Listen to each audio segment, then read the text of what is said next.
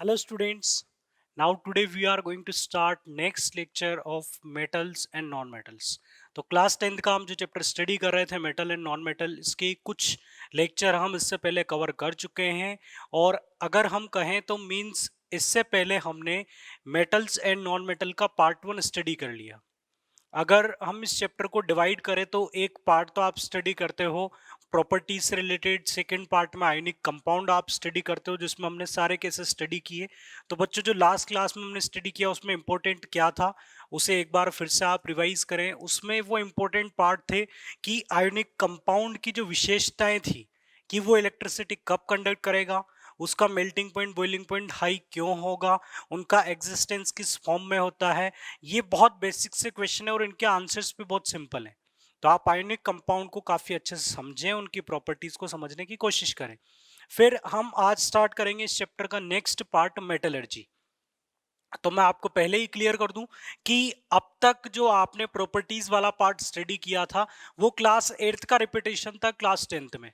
तो जिन बच्चों ने क्लास 8th में मेटल्स एंड नॉन मेटल की फिजिकल और केमिकल प्रॉपर्टीज को अच्छे से स्टडी किया उनको क्लास 10th में काफी इंटरेस्ट आया होगा और काफी इजी रही होंगी।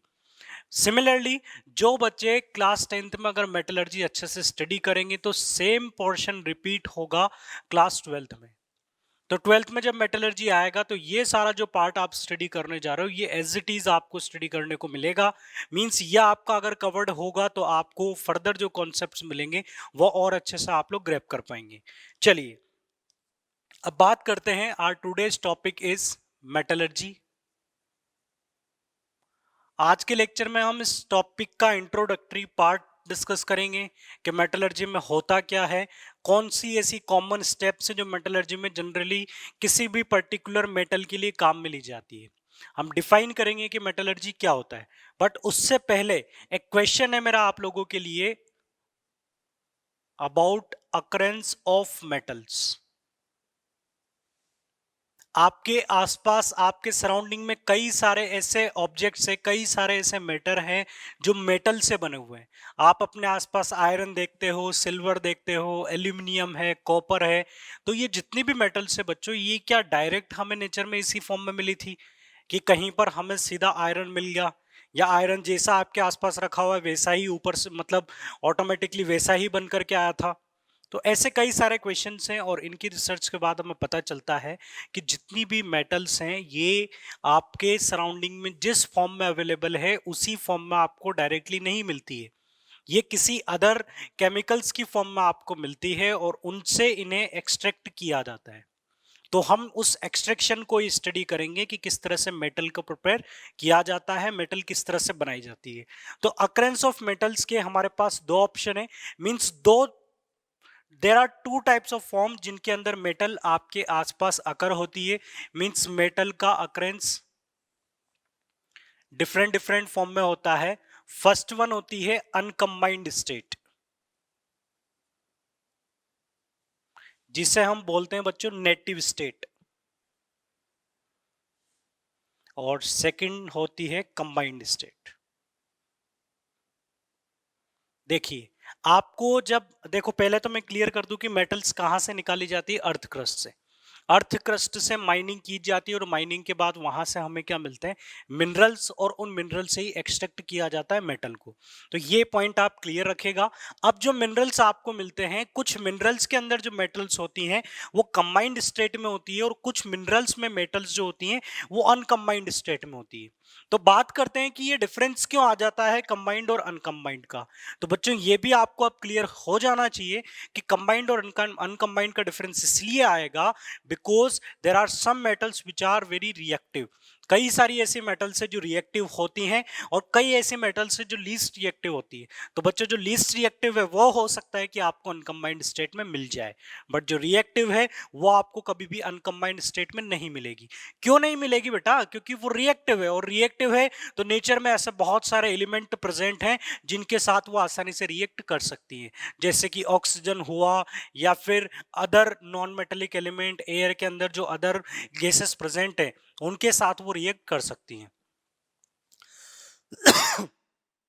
तो बच्चों हम बात करते हैं कंबाइंड स्टेट की। तो कंबाइंड स्टेट में एक एग्जांपल्स के साथ मैं आपको बताता हूं, जैसे कि कैल्शियम जो है ये आपको मिलता है कैल्शियम सल्फेट डॉट 2H2 और इसे बोला जाता है बच्चों जिप्सम।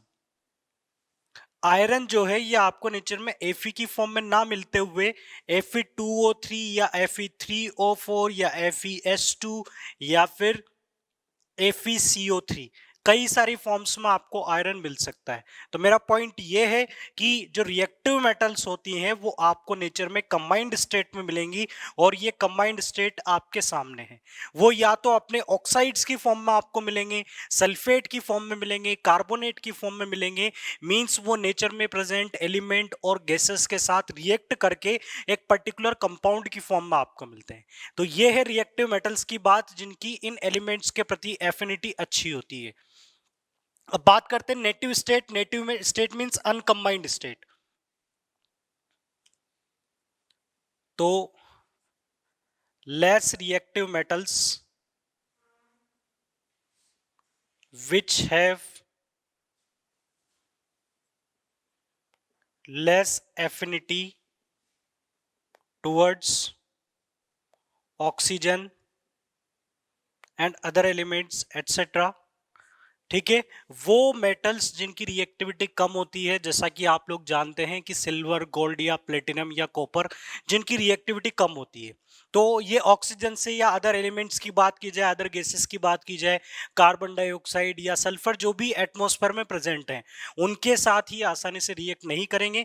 यहाँ पर मैंने एक टर्म लिखी है एफिनिटी।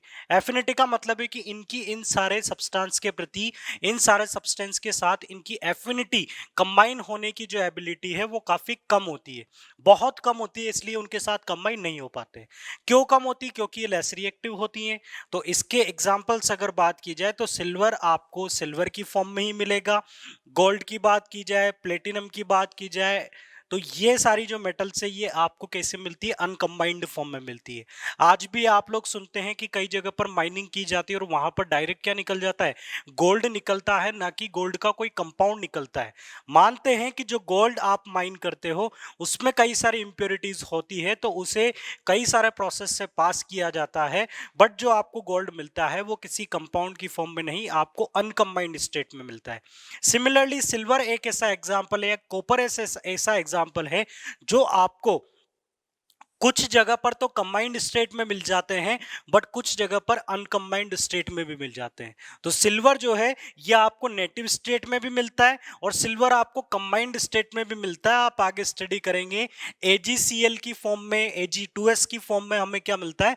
सिल्वर मिलता है। तो हॉर्न सिल्वर AgCl को बोला जाता है, तो इस फॉर्म में आपको सिल्वर मिलता है और सिल्वर बच्चों आपको नेटिव स्टेट में भी मिलता है।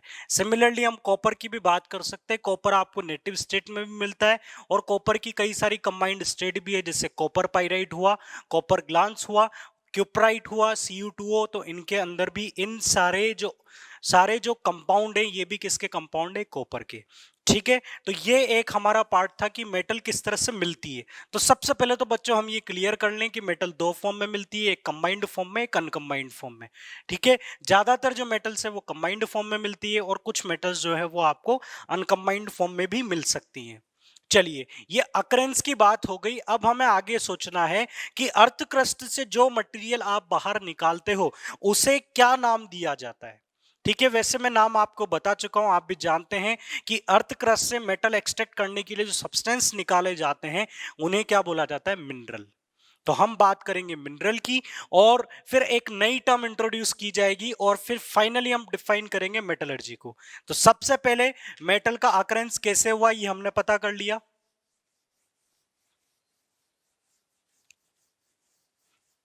मींस मेटल जो आपको नेचर में मिलती है इन फॉर्म ऑफ मिनरल मिलती है। तो नेक्स्ट हम डिफाइन कर देते हैं मिनरल्स को।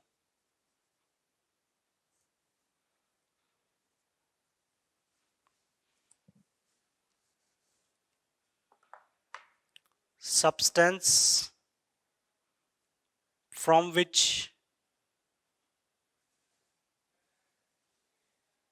मेटल्स कैन बी एक्सट्रैक्टेड,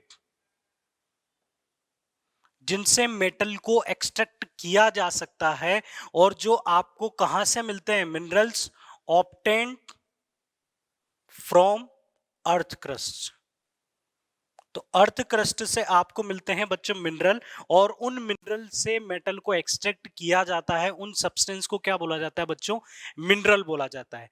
अब हम बात करते हैं, जैसे कि हम कंसिडर कर लें कि ये एक मिनरल का पोर्शन है, कि मींस इस सर्कल के अंदर, इस सर्कल में जितने भी मैं फॉर्मूलाज, जितने भी सब्सटेंस को कंसिडर करूंगा, वो सारे सब्सटेंस कैसे होंगे, मिनरल होंगे। बट उनमें से कुछ सब्सटेंस बच्चों ऐसे भी होते हैं जिनसे मेटल को निकालना और भी ज्यादा प्रॉफिटेबल होता है। तो मिनरल तो मैं आपको बता चुका हूं कि ये होता है, एक बार और की डेफिनेशन मैं आपको दे देता हूं। Ores are the minerals from which metals can be extracted conveniently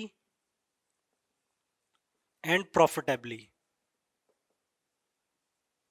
देखिए बच्चों, आप मेटल को एक्सट्रैक्ट करोगे। अब मेटल को एक्सट्रैक्ट क्यों करोगे, कि उस मेटल की कुछ रिक्वायरमेंट होगी, उस मेटल की कुछ कॉस्ट होगी, जो कि कहीं ना कहीं इकोनॉमिक ग्रोथ के लिए रोल प्ले करती है। सिंपल सा पॉइंट ये है।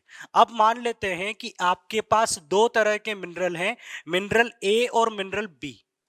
इससे जिस मेटल को मैं एक्सट्रैक्ट करता हूं, उसी मेटल को मैं ऐसे भी एक्सट्रैक्ट कर सकता हूं। जिस मेटल को मैं बी से एक्सट्रैक्ट कर सकता हूं, उसी मेटल को मैं ए से भी एक्सट्रैक्ट कर सकता हूं बच्चों।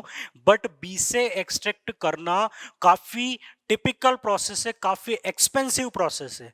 अगर मैं बी से मेटल को एक्सट्रैक्ट करता हूं तो काफी टाइम भी लगता है, ये प्रोसेस कन्वीनियंट नहीं है, और बहुत ज्यादा प्रॉफिट इसमें नहीं होता है, क्योंकि इस प्रोसेस की कॉस्ट बहुत ज्यादा हो जाती है।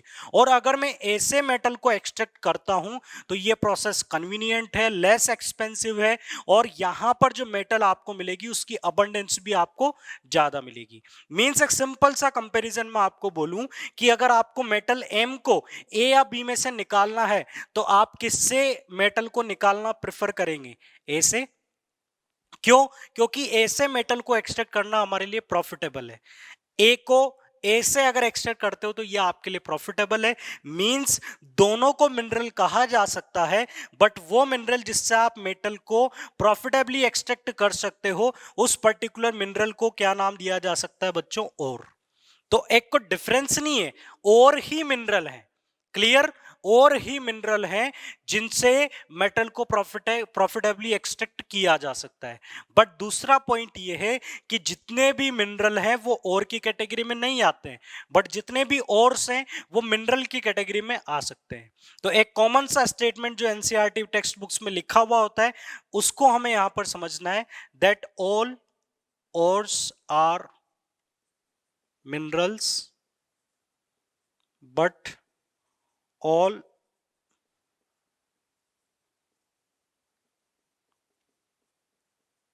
मीन्स जितने भी और हैं उन्हें मिनरल कहा जा सकता है, बट सारे मिनरल और हों ये जरूरी नहीं है। सारे मिनरल ऐसे नहीं होंगे जिनसे आप मेटल को प्रॉफिटेबली एक्सट्रैक्ट कर सकते हो। क्लियर बच्चों? तो ये एक नई टर्म यहाँ पर हमने स्टडी की, जिसे बोला जाता है और हम मेटल एक्सट्रैक्ट करने के लिए जिस सब्सटेंस की बात करेंगे वो सब्सटेंस क्या होगा, और। इसके अलावा मैं आपको एक पॉइंट क्लियर कर दूं कि आगे जितनी भी स्टेप्स आप स्टडी करेंगे वो सारे प्रैक्टिकल मेथड्स हैं। कई सारे डाउट हमारे माइंड में आते हैं कि हम ऐसा ना करके मेटल को ऐसे एक्सट्रैक्ट कर दें या किसी दूसरे तरीके से ऐसा कर लें। तो बच्चों, आप केवल उसकी एक जो समरी है उसे स्टडी कर रहे हो, एक छोटी सी थ्योरी को स्टडी कर रहे हो। किसी भी चीज को सेलेक्ट करने की, किसी भी स्टेप्स को प्रिफर करने की एक प्रॉपर वजह होती है जो आपके कंटेंट में गिवन नहीं होती है। इसलिए जो आपको पढ़ाया जा रहा है वही वहां से रिलेवेंट है, उसके अलावा कोई दूसरे सुटेबल ऑप्शंस आप वहां पर अपने अकॉर्डिंग अप्रोच ना करें। तो मिनरल और ओर में डिफरेंस आपको क्लियर हुआ। तो दो पॉइंट क्लियर हुए, एक पॉइंट हमारा कि मेटल कंबाइंड और नेटिव स्टेट में मिलती है, और दूसरा पॉइंट कि मिनरल और ओर से मेटल को एक्सट्रैक्ट किया जाता है, और इनकी टर्म में डिफरेंस क्या है ये आपको क्लियर हुआ। चलिए अब आगे बात करते हैं। अब हम ओर्स की बात करते हैं। तो जो ओर्स है वो आपको किस किस फॉर्म में मिलते हैं, या कितने टाइप के ओर हो सकते हैं।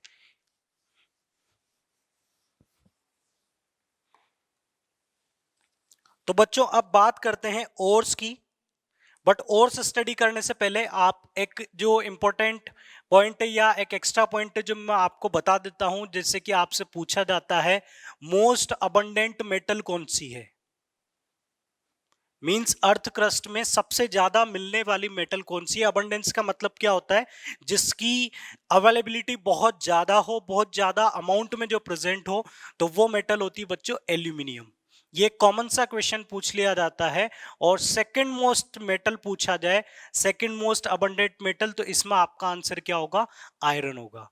इसमें आपका आंसर क्या होगा, आयरन होगा। इसके अलावा और भी कई सारे क्वेश्चंस हैं कि जो नेचर में, जो अगर बात की जाए कि कंप्लीट यूनिवर्स में किस एलिमेंट की अबंडेंस सबसे ज्यादा है, तो कंप्लीट यूनिवर्स में मोस्ट अबंडेंट एलिमेंट कौन सा होगा बच्चों, हाइड्रोजन। हाइड्रोजन एक ऐसा एलिमेंट है जो आपको बहुत सारी चीजों में नजर आता है, गैसेस में, कई सारे कंपाउंड्स में, ऑर्गेनिक कंपाउंड्स में, इनऑर्गेनिक कंपाउंड्स में। इसलिए हाइड्रोजन की अबंडेंस अगर कंप्लीट यूनिवर्स में बात की जाए तो बहुत ज्यादा होती है। तो बच्चों अर्थ क्रस्ट पे बात की जाए कि कौन सी नॉन मेटल सबसे ज्यादा है, तो फिर वहां पर आप अपना आंसर क्या दे सकते हैं, ऑक्सीजन आप अपना आंसर दे सकते हैं। एयर में पूछा जाए ज्यादा अबंडेंस किसकी है, तो एयर में आप अपना आंसर क्या दे सकते हैं, नाइट्रोजन दे सकते हैं। तो ऐसे कई सारे क्वेश्चन है जो पूछे जा सकते हैं, बट जो कॉमन क्वेश्चन है मेटल के लिए वो मैंने यहाँ पर आपको लिख दिया है, इसे आपको लर्न करना है। इसके बाद जो मैंने आपको बताया कि ओर्स की बात की जाए, ओर्स के टाइप्स की बात की जाए जिनसे मेटल को एक्सट्रैक्ट किया जाता है, तो बच्चों फर्स्ट केस तो मैं आपको बता देता हूं कि और एक नेटिव और भी हो सकता है। ठीक है, नेटिव और जिस तरह से नेटिव मेटल मिलती है, मींस अनकंबाइंड स्टेट का और, ऐसा और जिसके अंदर आपके मेटल कंबाइंड स्टेट में ना हो। तो इसके एग्जांपल्स क्या हो सकते हैं, जैसे कि हम सिल्वर और की बात करें, गोल्ड की बात करें, या फिर हम बात करें प्लेटिनम की। तो बच्चों इन्हें आप किस कैटेगरी में डाल सकते हो, नेटिव और की कैटेगरी में। अब जैसा कि मैंने आपको बताया कि किसी के पीछे ऑक्सीजन लगा होता है तो उसे क्या नाम दिया जाता है, ऑक्साइड। किसी के पीछे SO4 2- होता है तो उसे बच्चों आप क्या नाम देते हो, सल्फेट। किसी में एनायन H2- होता है तो उसका नाम क्या होता है, सल्फाइड। सिमिलरली किसी में CO3 2- एनायन होता है तो उसका नाम क्या होता है, कार्बोनेट। और किसी में हेलोजन का नेगेटिव आयन होता है, जैसे कि F- हो, Cl- हो, तो इन्हें क्या बोला जाएगा बच्चों, हेलाइड ओर। तो आपके ओर का जो एनायनिक पार्ट है उसके बेसिस पर हमने डिफरेंट डिफरेंट ओर में ओर्स को क्लासिफाई कर दिया, डिफरेंट डिफरेंट टाइप्स में आप इन्हें क्लासिफाई करते हैं, और फिर हम उनको इंडिविजुअली उनकी नेमिंग सारा कॉन्सेप्ट स्टडी करेंगे। तो बच्चों जैसा कि मैंने ऊपर लिखा, एक कंडीशन हो सकती है हमारे पास ऑक्साइड ओर की, कि कई सारी ऐसी मेटल्स हैं जो ऑक्सीजन के साथ कंबाइंड होकर किस फॉर्म में एग्जिस्ट करती हैं, ऑक्साइड की फॉर्म में। तो इसके जो एग्जांपल्स है बच्चों, एक बहुत अच्छा एग्जांपल हेमेटाइट, जिसका फॉर्मूला होता है Fe2O3। Second one is magnetite, इसका फॉर्मूला होगा Fe3O4। Next one is zincite, ZnO। Cuprite, Cu2O। Bauxite, Al2O3.2H2O। और भी बच्चों ऑक्साइड्स हो रहे हैं, यहीं पर लिख देता हूं मैं, कोरंडम, Al2O3। Similarly पाइरोलुसाइट, MnO2। तो बच्चों ये कॉमन ऑक्साइड्स और हैं जिन्हें आप एक बार रिवाइज करें, जिन्हें आप स्टडी करें। ठीक है, इनके अलावा एक और कॉमन सा केस है जो मैं लिख देता हूं, कैसिटेराइट। इसे बोला जाता है बच्चों टिन स्टोन। ये होगा टिन स्टोन और इसका फॉर्मूला होगा SnO2। तो ये थे बच्चों ऑक्साइड और। अब हम बात करते हैं सल्फाइड ओर्स की। सल्फाइड ओर्स में बच्चों देखो, इसमें एक प्रॉब्लम ये रहेगी कि जितने भी फॉर्मूलाज में लिखूंगा और उनके साथ जो नाम लिखे हुए हैं वो थोड़े से डिफरेंट हैं। ये जो साइंटिफिक नेम है वो हमें थोड़े अजीब लगते हैं, हमें याद नहीं होते हैं। तो बच्चों जो कॉमन ओर्स हैं वो आपको ऑटोमेटिकली याद हो जाएंगे, क्योंकि इनका डिस्कशन बहुत ज्यादा होगा। हेमेटाइट हुआ, मैग्नेटाइट हुआ, बॉक्साइट हुआ, ये ऑक्साइड ओर में काफी कॉमन और हैं और इन्हीं की बात सबसे ज्यादा की जाएगी। तो ये आपको काफी अच्छे से याद हो जाएंगे। अब बात करते हैं सल्फाइड ओर की। तो सल्फाइड ओर में जो आपके पास एक होगा वो होगा कॉपर ग्लांस। फॉर्मूला होगा Cu2s, कॉपर पाइराइट्स, फॉर्मूला होगा CuFeS2। इसमें कॉपर भी है, आयरन भी है, बट एक्सट्रैक्ट किसे किया जाता है बच्चों? कॉपर को। नेक्स्ट होता है आपके पास आयरन पाइराइट्स, और इसका फॉर्मूला होगा बच्चों FeS2। सिनेबार, ये होता है HgS। गैलेना, ये होता है PbS, लेड सल्फाइड। क्लियर? तो ये सारे सल्फाइड हो रहे हैं। इसके बाद हम बात करें कार्बोनेट और की।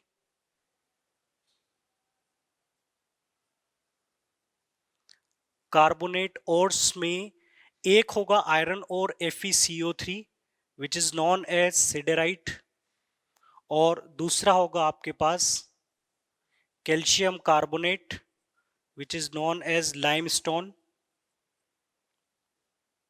ZnCO3 calamine.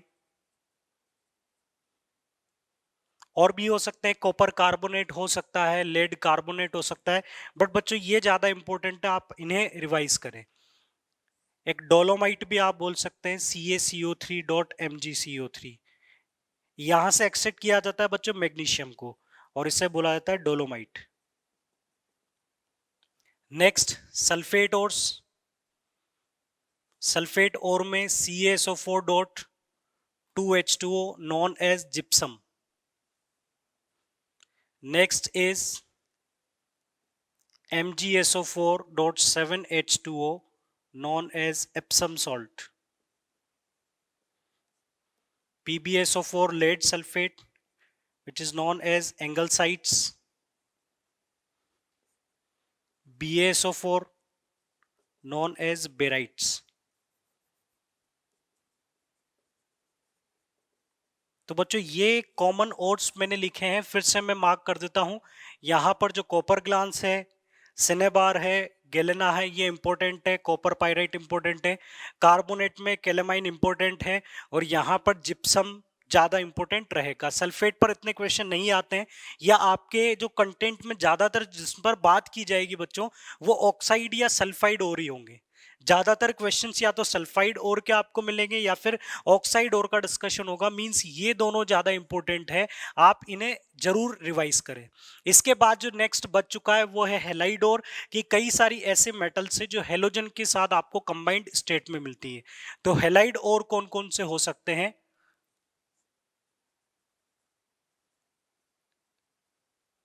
हेलाइड ओर्स में बच्चों हो सकता है AgCl, इसे बोला जाता है हॉर्न सिल्वर। सिल्वर ग्लांस भी पॉसिबल है, अगर Ag2S लिखूंगा तो सिल्वर का सल्फाइड और है। ऐसे बहुत सारी पॉसिबिलिटीज है, बट बच्चों सारे ओर्स और उनके फॉर्मूला हम नहीं लिखेंगे।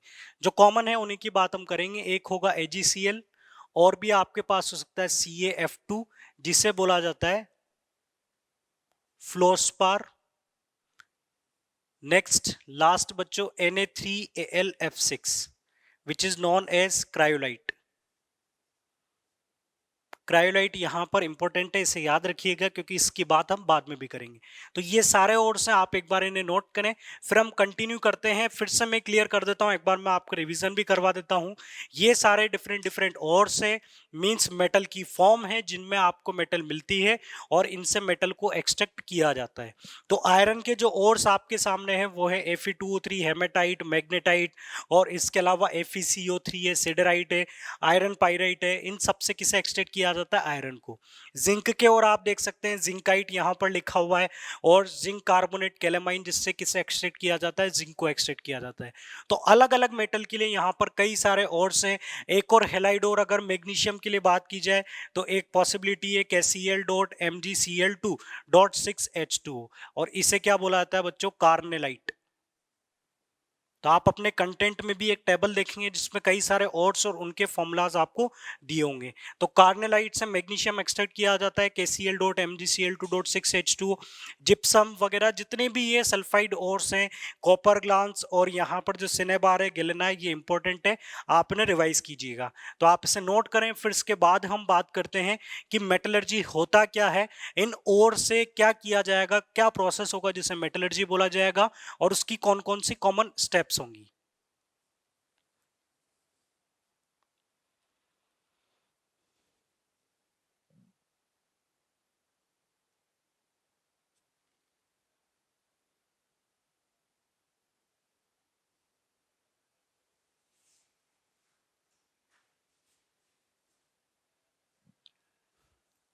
चलिए बच्चों,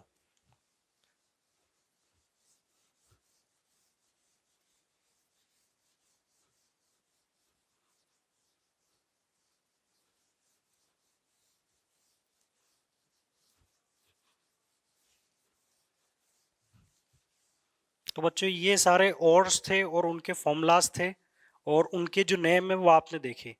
इसके बाद हम बात करते हैं कि इस ओर से एक कंप्लीट प्रोसेस होगा, एक कई सारी स्टेप्स से मिला हुआ एक प्रोसेस होगा जिसमें आप ओर से किसे एक्सट्रैक्ट करेंगे, प्योर मेटल को, और उस कंप्लीट प्रोसेस को क्या बोलेंगे, मेटलर्जी बोलेंगे। तो सबसे पहले मैं इसे डिफाइन कर देता हूं। whole process through which pure metal can be extracted from its ore। Means एक और लोगे और ओर से जो प्योर मेटल बनाने की का जो कंप्लीट प्रोसेस होगा उसे ही बच्चों क्या बोला जाएगा, मेटलर्जी बोला जाएगा। तो मेटलर्जी आप डिफाइन कर चुके हो। अब आगे जो आपके सामने कंप्लीट प्रोसेस आएगा, मैं उसकी जो कॉमन स्टेप्स है वो एक बार आप लोगों को बता देता हूं।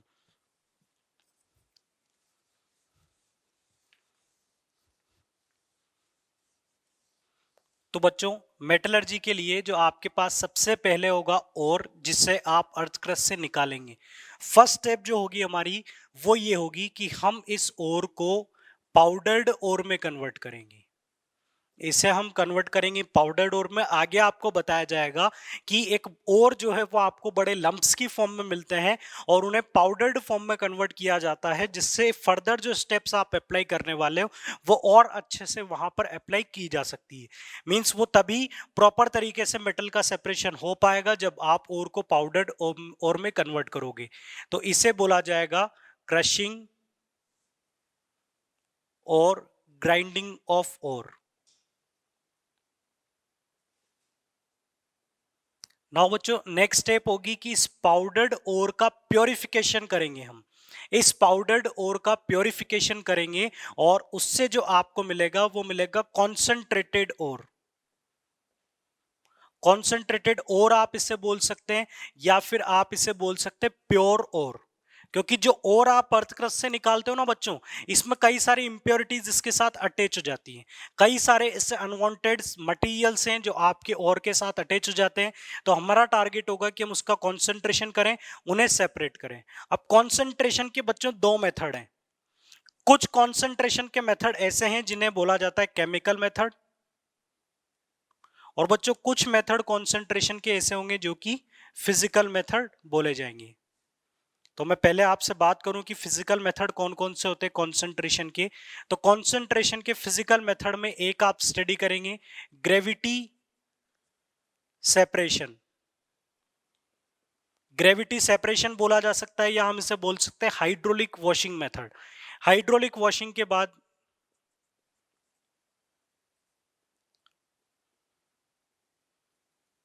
नेक्स्ट होगा बच्चों इलेक्ट्रोमैग्नेटिक सेपरेशन,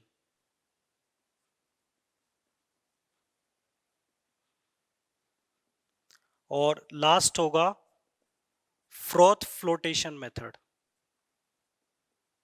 तो बच्चों समझिएगा, आपने और निकाला, उसे पाउडर्ड फॉर्म में कन्वर्ट किया, फिर कंसंट्रेशन करने के लिए आपने ये तीन स्टेप, और एक केमिकल मेथड है जिसे बोला जाता है लीचिंग। आप इस मेथड को अप्लाई करेंगे तो जो आपका ओर है वो कन्वर्ट हो जाएगा प्योर ओर में। अब प्योर ओर के बाद जो अगली स्टेप आपकी होगी, नेक्स्ट स्टेप जो होगी उसमें आप करेंगे कन्वर्जन इनटू ऑक्साइड ओर। जैसे कि इसके साथ में मैं एक एग्जांपल आपको बताता हूं। आपने और सेलेक्ट किया कैल्शियम कार्बोनेट। अब आप कैल्शियम कार्बोनेट से कैल्शियम एक्सट्रैक्ट करने के लिए इसको बीच में आप कन्वर्ट करेंगे कैल्शियम ऑक्साइड में। तो मेरा मतलब ये है कि जो आपका ओर होगा, आप उस ओर को ऑक्साइड ओर में कन्वर्ट करेंगे। जो ऑक्साइड ओर में है ऑलरेडी उनकी बात नहीं कर रहा हूं, लेकिन जैसे कोई सल्फाइड ओर हुआ। सेकंड एग्जांपल हम बात करें ZnS से, Zn एक्सट्रैक्ट करने से पहले ZnS को कन्वर्ट किया जाएगा ZnO में। आगे आपको बताया जाएगा कि ऑक्साइड ओर में कन्वर्ट करने की नीड क्या है, हम डायरेक्ट मेटल को एक्सट्रैक्ट नहीं कर पाते हैं। तो बच्चों कुछ केसेस में आप डायरेक्ट मेटल एक्सट्रैक्ट कर पाते हो, बट सभी केसेस में हम डायरेक्ट मेटल एक्सट्रैक्ट नहीं कर पाते हैं। उन्हें पहले कन्वर्ट करना होता है ऑक्साइड ओर में, क्योंकि यही कन्वीनियंट प्रोसेस है, यही लेस एक्सपेंसिव मेथड है। तो हम जो आपके ओर्स होंगे उन ओर्स को ऑक्साइड ओर में कन्वर्ट करेंगे, और इस प्रोसेस के लिए जो आपके पास मेथड होंगे, एक मेथड आप स्टडी करेंगे कैल्सिनेशन, और सेकंड मेथड होगा आपके पास रोस्टिंग। तो कैल्सिनेशन क्या होता है, रोस्टिंग क्या होता है, ये आप आगे के कंटेंट में स्टडी करोगे। ऑक्साइड ओर में कन्वर्ट करने के बाद आपको उस ऑक्साइड ओर की ऑक्सीजन को हटाना है। जैसे कि आपने ZnS को बनाया ZnO, अब ZnO को आप क्या बनाओगे Zn। तो मान लीजिए कि यहां पर हमने मेथड अप्लाई किया रोस्टिंग। अब इस स्टेप को क्या बोलेंगे, ZnO का जिंक में कन्वर्जन, इस प्रोसेस को क्या नाम दिया जाता है। तो बच्चों आप बता सकते हैं कि यहां पर आपने क्या किया है, ZnO से ऑक्सीजन को अलग किया है। ZnO से ऑक्सीजन को अलग किया है, और आप जानते हैं removal of oxygen is known as reduction. तो हमारी अगली स्टेप क्या होगी, रिडक्शन। तो बच्चों इसके बाद आपको मेटल मिलेगी इम्प्योर मेटल। कब मिलेगी, जब आप यहां पर मेथड अप्लाई करेंगे रिडक्शन। और आपको बताया जाएगा कि रिडक्शन की भी कई सारी मेथड्स हो सकती हैं। रिडक्शन में एक केस आप स्टडी करोगे सेल्फ रिडक्शन। कई सारे ऐसे मेटल के ओर होते हैं जिन्हें हीट किया जाता है, और वो ऑटोमेटिकली खुद के ही सब्सटेंस के साथ रिएक्ट करके अपने आप ही रिड्यूस हो जाता है, अपने आप ही मेटल में कन्वर्ट हो जाते हैं। उससे बोला जाता है सेल्फ रिडक्शन। इसके अलावा आप स्टडी करेंगे रिडक्शन में जो नेक्स्ट मेथड आपके पास होगा, reduction with carbon, aluminium, carbon monoxide. ठीक है, ये तीन रिड्यूसिंग एजेंट भी हम काम में लेंगे जो कुछ सब्सटेंस को, कुछ मेटल ऑक्साइड को रिड्यूस करने में हेल्प करेंगे। और एक नेक्स्ट मेथड ये होगा इलेक्ट्रोलाइटिक रिडक्शन। कुछ मेटल के कंपाउंड ऐसे होते हैं जिन्हें रिड्यूस करने के लिए इलेक्ट्रिसिटी की हेल्प लेनी होती है, तो उसे बोला जाता है बच्चों इलेक्ट्रोलाइटिक रिडक्शन। तो कुछ मेटल में सेल्फ रिडक्शन रोल प्ले करेगा, कुछ में आपको रिड्यूसिंग एजेंट से रिड्यूस करना पड़ेगा, और कुछ में इन दोनों से काम नहीं बनेगा। तो आपको एक रिड्यूसिंग मींस आपको हाई पावर की इलेक्ट्रिसिटी की रिक्वायरमेंट होगी, तभी आप उसे मेटल में ब्रेक कर पाएंगे, रिड्यूस कर पाएंगे। बट ये ध्यान रहे कि आपको रिडक्शन के बाद जो मेटल मिलेगी वो इम्प्योर मेटल मिलेगी, जिसे हम क्या बोल सकते हैं, क्रूड मेटल। इसे बच्चों क्रूड मेटल भी बोला जा सकता है। अब हमारी अगली स्टेप क्या होगी, आप सब जानते हैं कि जैसा डेफिनेशन में मैंने मेंशन किया था कि प्योर मेटल एक्सट्रैक्ट करनी है, तो हम इस इम्प्योर का क्या करेंगे, प्योरिफिकेशन, और लास्ट में आपको क्या मिलेगी, प्योर मेटल। क्लियर। तो हमें प्योर मेटल एक्सट्रैक्ट करनी है, और यहां पर जो स्टेप आप अप्लाई करेंगे इसे क्या बोला जाएगा, refining of metal. Means metal का जो प्योरिफिकेशन मेथड है उसे क्या बोला जाता है, रिफाइनिंग। तो ये जो बच्चों फ्लो चार्ट मैंने बनाया इसमें कई सारी चीजें क्लियर हो गई, कई सारी डेफिनेशन आपकी क्लियर हो गई कि कॉन्सेंट्रेशन का मतलब क्या होता है, ओर का प्योरिफिकेशन। कॉन्सेंट्रेशन ऑफ ओर का मतलब होगा ओर का प्योरिफिकेशन। क्रशिंग का मतलब आप बड़े लम्प्स को पाउडर्ड में कन्वर्ट करोगे, फिर ऐसे ऑक्साइड ओर में कन्वर्ट करोगे। रिडक्शन का मतलब आपको पता है, फिर आपको मेटल मिलेगी और फिर आप इसका प्योरिफिकेशन करोगे, जिससे क्या बोला जाता है, रिफाइनिंग ऑफ मेटल। रिफाइनिंग की हमारे पास कौन कौन सी स्टेप्स होंगी वो मैं अभी लिख देता हूं, बट हम बाद में डिटेल में स्टडी करेंगे। एक होगा मेथड आपके पास liquation, oxidation, distillation, zone refining,